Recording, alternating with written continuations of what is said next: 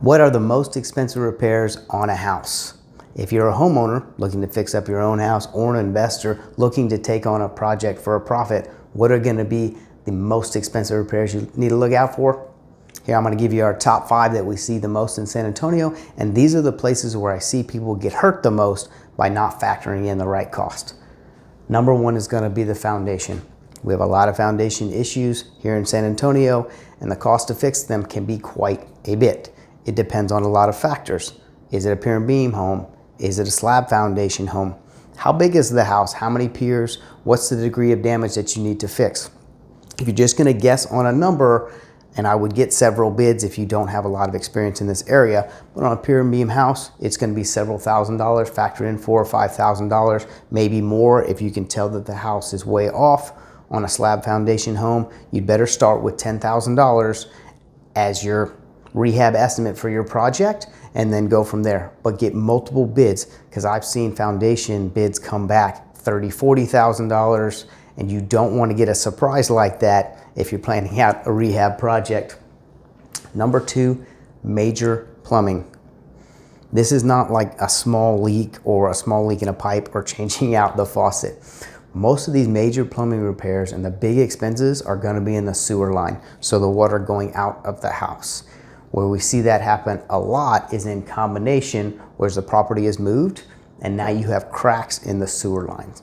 Some of those you can go in and fix, but on a slab foundation you have to dig to get to those sewer lines. So you dig in, and that is very expensive. Now if you have a much older home, right, where they still have some cast iron and things in there, sometimes you can't just repair that one piece. Sometimes you have to replace all of the sewer lines.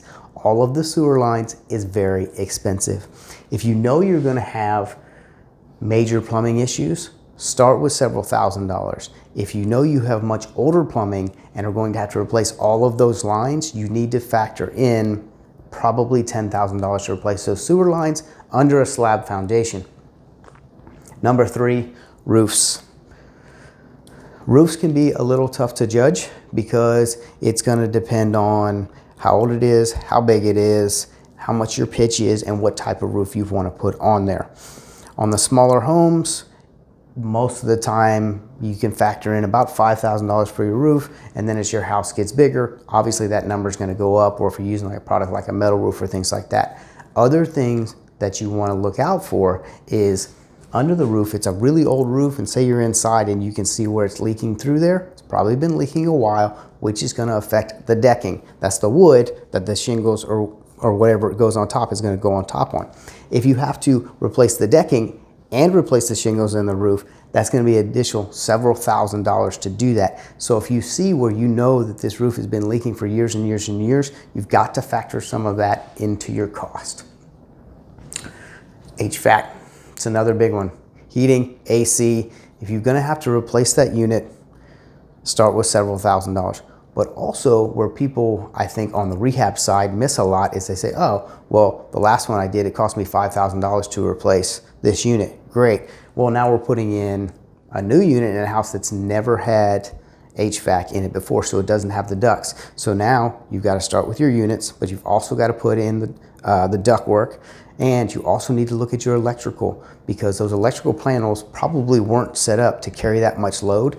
And so then you start getting additional costs that you didn't factor in there. Duct work, you got to lay a slab to put the exterior unit on. You've got to have a place to put the inside unit, and have your electrician or your AC guy might be able to tell you if you're going to need to upgrade the electrical in order to put in that unit. And that takes us to the major electrical. When you have to rewire a house, it's very expensive. Fixing a few minor things in the electrical system, it's not always that big of a deal. You hire the electrician, he comes in, he does what he does, and he makes everything great. When you have to go in and rewire the entire house, you're into the thousands of dollars most of the time. You'll end up with like an $8,000, $9,000 bill. There are other things that we see here. You know, mold can be very expensive. You know, if you have to replace all the siding depending on how big your house is and what all you have to do, that can be really expensive. Flooring, you know, is going to be several $1,000s. But where I see people miss the most are these right here. And oftentimes, a lot of them go together. You move the foundation and you end up cracking this plumbing. So you may have accounted for this, but did you account for this one? Oh, I'm gonna put in this new HVAC system, but did I factor in that I'm gonna need to upgrade my electrical, and then what am I gonna need to do? If you don't have the experience, don't rush it. Take your time, get somebody with the experience that can help you, or get multiple bids on these, because you'll see, one, some of your bids are gonna be way different than others from different contractors, and two, you're gonna learn sometimes, man, I really thought it was gonna be 10,000. I didn't realize I needed that many piers. It's actually 25,000. If you're new, take your time, start, because you don't want to get partway through the project and you've only fixed some of the stuff, but now you're already $15,000 over your total budget. I hope this helps. If we can help you with anything, you can find us on the website, sellmysanantoniohouse.com, or give us a shout, 210-201-6644.